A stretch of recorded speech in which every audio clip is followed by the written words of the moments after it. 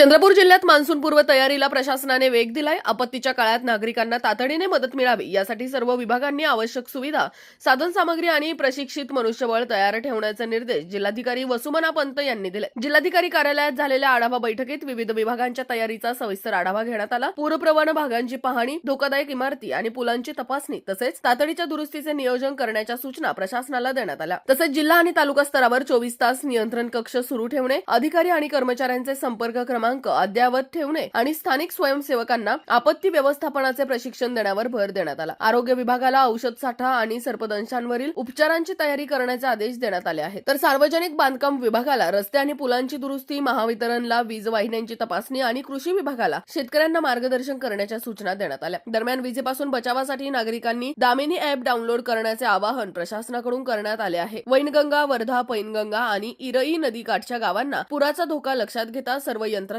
सतर्क राहून मान्सूनपूर्व कामे वेळेत पूर्ण करण्याचे आदेश जिल्हाधिकारी वसुमना पंत यांनी दिले आहेत.